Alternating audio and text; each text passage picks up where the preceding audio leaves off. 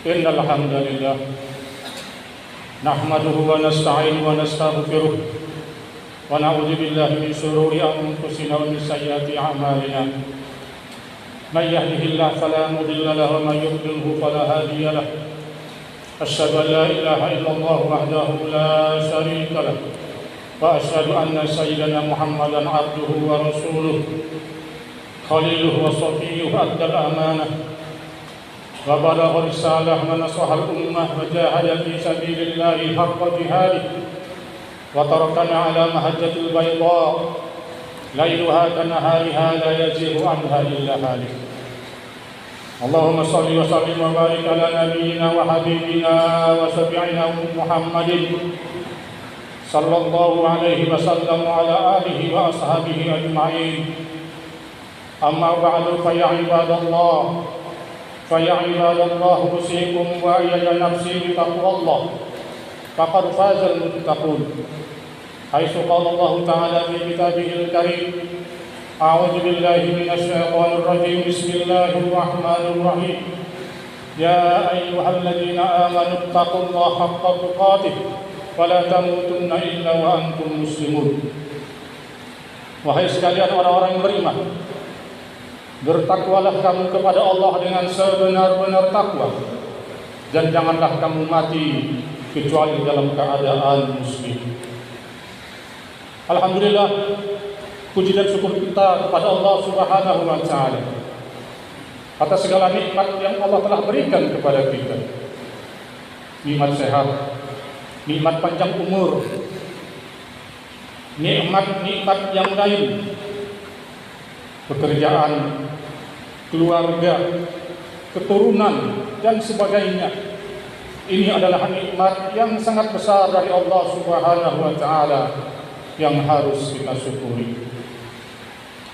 Salawat dan salam marilah kita perbanyak, dan semoga tercurah limpahkan kepada uswah hasanah kita Nabi Muhammad sallallahu alaihi wasallam, dan semoga juga salawat ini terkirimkan kepada ahli baik, keluarga dan sahabat-sahabatnya Nabi sallallahu alaihi wasallam.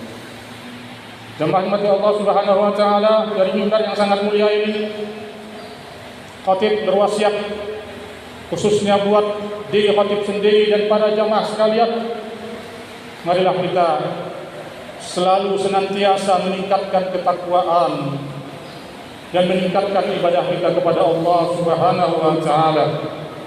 Karena dengan takwa inilah hidup kita, pekerjaan kita, usaha kita bisa sejahtera dunia dan juga insya Allah di akhirat kelak. Para jamaah masjid wali kota yang dirahmati Allah Subhanahu wa Ta'ala,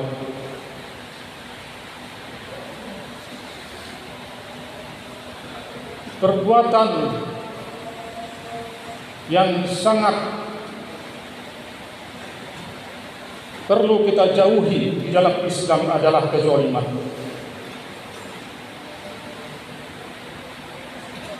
Karena bagaimanapun zalim ini, seperti kata Nabi Muhammad SAW, az-zulmu zulumatun yaumal qiyamah. Kezaliman itu adalah kegelapan di hari kiamat. Dan juga Allah Subhanahu wa Ta'ala menegaskan dalam Al-Qur'an, A'udzu billahi minasyaitonir rajim. Wala tahsabannallaha ghafilan amma ya'maluz zalimun. Dan janganlah kamu mengira Allah itu lalai terhadap perbuatan-perbuatan orang-orang yang zalim. Di antara perbuatan zalim adalah transaksi riba, usaha riba, amaliyah ribawiyah. Dan di antara transaksi riba itu adalah pinjaman online, pinjaman yang mana di situ dia ada bunganya, ada ribanya. Dengan mata Allah Subhanahu wa taala kita lihat saat ini fenomena pinjaman online sangat marak sekali di kota-kota, di kampung-kampung, di perkantoran, di anak-anak sekolah. Baru-baru ini kita lihat ada berita anak SMP, suatu sekolah di daerah Yogyakarta sana terdampak pinjaman online. Dan itu kenapa? Karena dia bermain judi online. Pinjol ini, adapun pinjaman-pinjaman yang lain selain pinjol itu sangat bahaya sekali. Jemaah mata Allah Subhanahu wa taala, ada dua masalah besar dari pinjaman-pinjaman yang ribawi ini. Yang pertama mengenai pinjaman utang. Bolehkah Islam dalam berhutang? Apakah Islam membolehkan kita berhutang? Pasti boleh. Tetapi sebisa mungkin kita harus menjauhi namanya hutang. Tapi kita Muhammad SAW bersabda, la tuhitu anfusakum ba'da amniha. Janganlah kamu menakut-nakutin dirimu setelah Allah berikan keamanan kepada dirimu. Bertanya para sahabat, ya Rasulullah, wa ma dzaka ya Rasulullah? Apa itu ya Rasulullah? Qala Rasulullah sallallahu alaihi wasallam, ad-dain, hutang.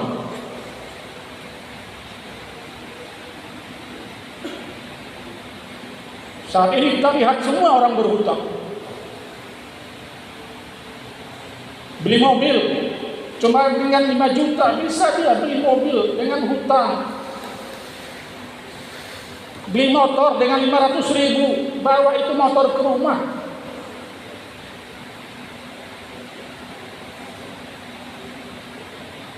Dan Rasulullah mewanti-wanti, jangan sampai kita mati kita tidak bisa bayar hutang. Dalam sebuah kisah, Rasulullah tidak mau menyolatkan orang yang berhutang. Rasulullah bertanya, hal alaihi dain? Berkata sahabat, "Naam ya Rasulullah, dinarani." 2 dinar. Apa kata Rasulullah? Rasulullah pergi terus. Rasulullah berkata, "Shallu ala ashabik." Kamu yang menyolatkan teman kamu ini.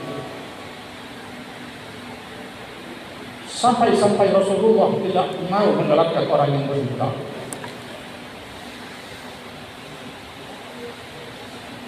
Dan begitu juga Rasulullah bersabda juga, nafsul mu'min mu'allaqatun bidaini hatta yuqda anhu. Jiwa seorang mukmin tergantung kepada utangnya. Terkatung-katung jiwa kita para jamaah sekalian nanti di akhirat kalau kita tidak bisa membayar hutang kita. Hatta yuqda anhu, sampai hutang itu dibayarkan, kata baginda Nabi sallallahu alaihi wasallam.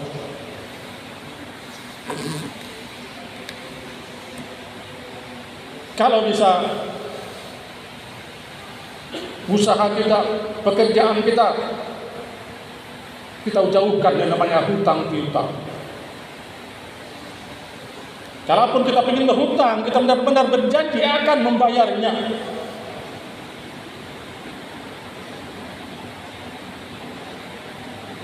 Kalau kita punya hutang, usahakan kita bayar.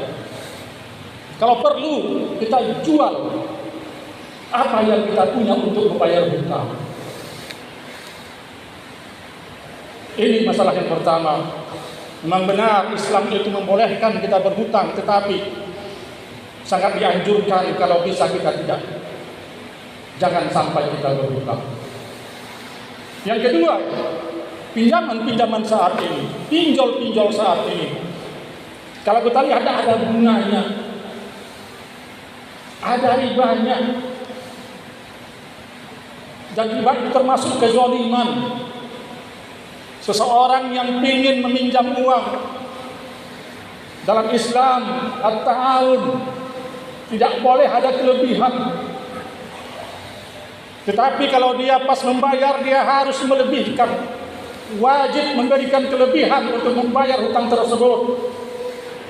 Itu tidak boleh dalam Islam. Itu namanya riba. Allah Subhanahu wa taala mewanti-wanti. A'udzubillahi minasyaitonir rajim dalam surah Al-Baqarah. Ya ayyuhalladzina amanu taqullaha wa dharu ma baqiya minar riba in kuntum mu'minin. Wahai orang-orang yang beriman, jauhilah sisa-sisa riba.